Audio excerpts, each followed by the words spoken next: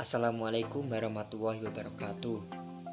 Sebelumnya perkenalkan, nama saya Muhammad Ardi Krisnawan dari kelas PBASD 3 NIM 19050366145. Di sini saya akan menjelaskan salah satu dari lembaga keuangan syariah, yaitu pasar modal syariah.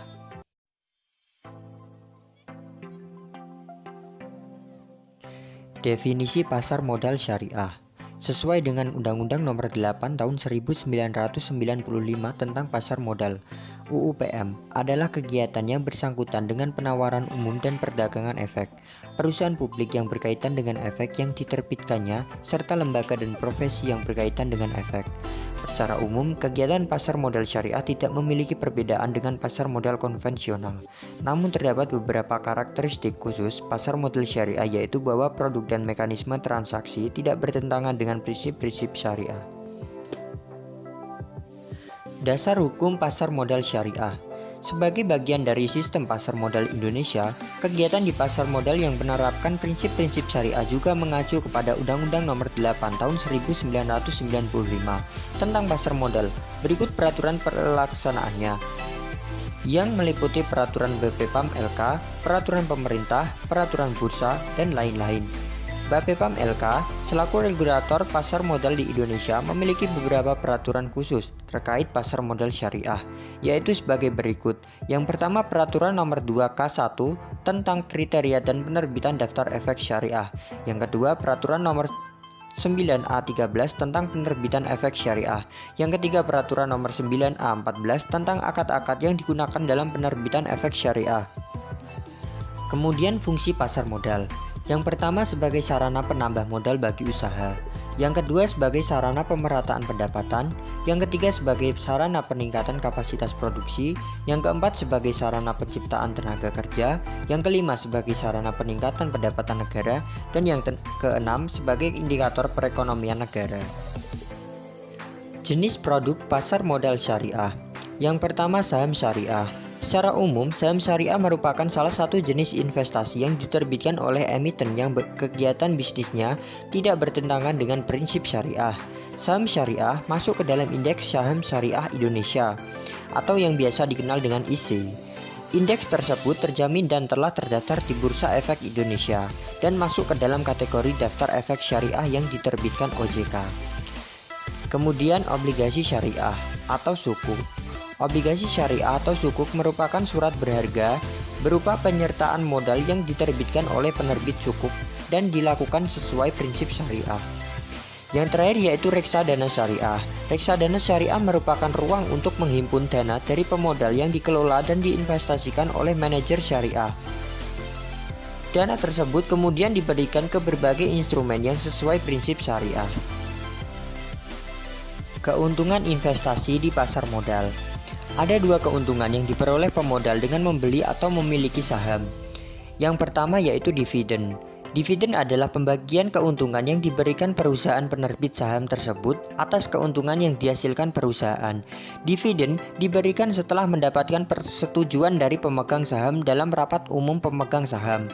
Jika seorang pemodal ingin mendapatkan dividen, maka pemodal tersebut harus memegang saham tersebut dalam kurun waktu yang relatif lama, yaitu hingga kepemilikan saham tersebut berada dalam periode di mana diakui sebagai pemegang saham yang berhak mendapatkan dividen.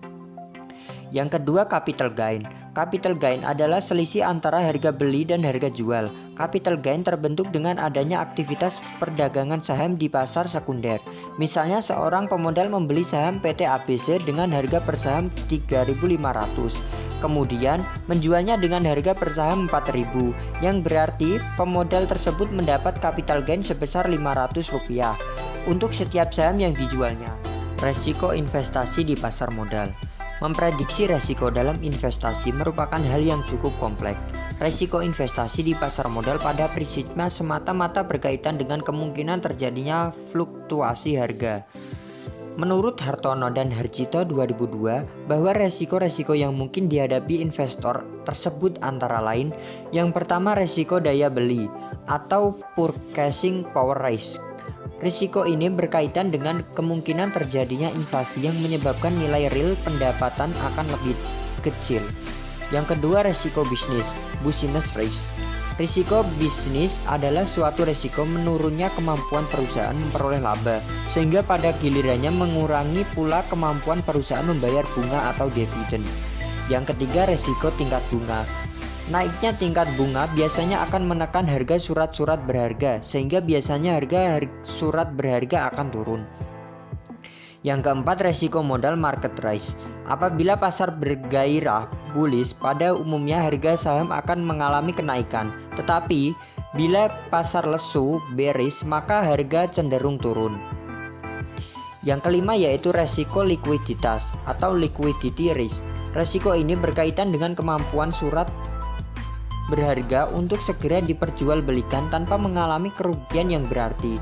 Resiko tidak bisa dihindari dan pada umumnya resiko muncul dari 3 kemungkinan. Yang pertama, besarnya investasi. Yang kedua, penanaman kembali dari cash flow. Yang ketiga, penyimpanan dari cash flow. Perkembangan pasar modal syariah di Indonesia. Pasar modal syariah di Indonesia dimulai dengan diterbitkannya Reksadana Syariah oleh PT Dana Reksa Investment Management pada 3 Juli 1997.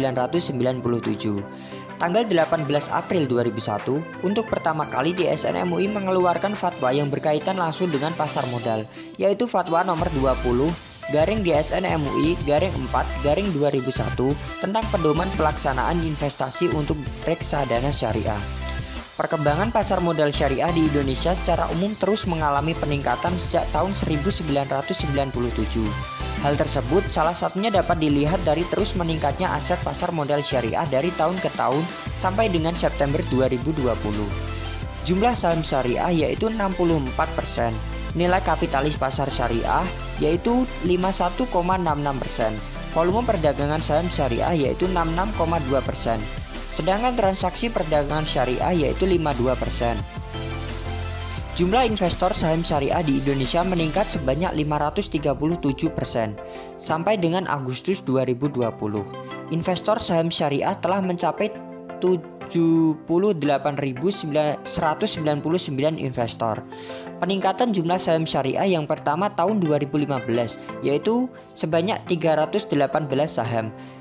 Yang kedua yaitu tahun 2017 sebanyak 385 saham. Yang ketiga tahun 2019 yaitu sebanyak 429 saham. Yang keempat tahun 2020 yaitu sebanyak 451 saham. Pertumbuhan positif ini tidak lepas dari berbagai inisiatif maupun inovasi yang ditempuh BEI sejauh ini.